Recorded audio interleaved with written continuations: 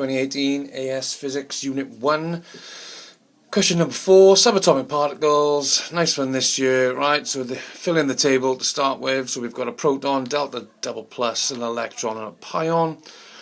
They've given us the quark combination for these. We need to know the quark combination for the pion. So we know it's a quark-anti-quark pair. So one of them will have to have a bar to represent it's an anti-quark. It's got a charge of -1.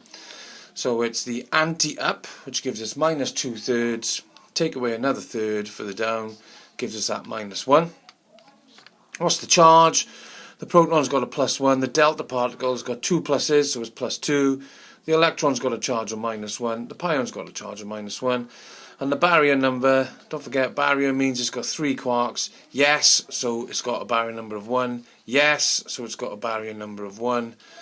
No, barrier number 0. No, it's only got 2 quarks, barrier number 0. Right, easy peasy. Identify the lepton. The lepton obviously is the electron by definition. Very, very easy. Here we have an interaction where an electron and a proton smashed together in a particle accelerator, and they produced an electron, a delta plus, and a pion with a negative charge. Show how the charge and lepton number are conserved. So the charge here is -1, the charge here is +1, making a total of 0 on the left. The charge there is -1, the charge there is -1, the charge there is +2, making a total of 0 on the right, therefore conserved. The lepton number, yes it is, so 1, no it isn't, so 0, yes it is, so 1, no it isn't 0, no it isn't 0, 1 equals 1, they're both conserved. Right, that was really simple. On to the next one. That delta plus decays in this amount of time. Show that you should know what that tells us, what force that's indicating. Show clearly that both up quark and down quark are conserved in this decay, right? So they give us the quark makeup for the delta plus, but I'm sure you know it anyway. It's up, 2/3, 2/3, 2/3, which is a charge of +2.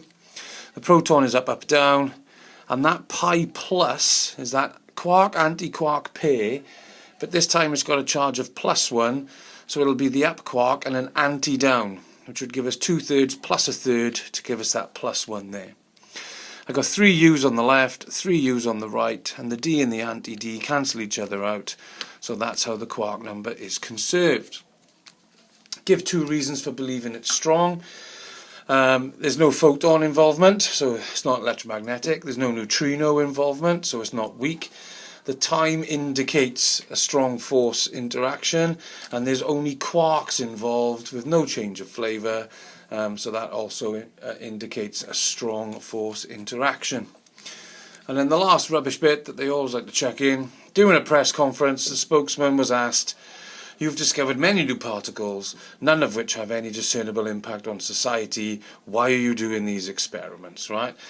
And of course, when this experiment happened about 100 years ago, yeah, there was no use for these particles. But today, they're used hugely in medicine, trying to discover the origins of the universe, televisions, nuclear power, etc., etc. So there might not have been a use for them then, but there certainly is now. Right, on to the next one.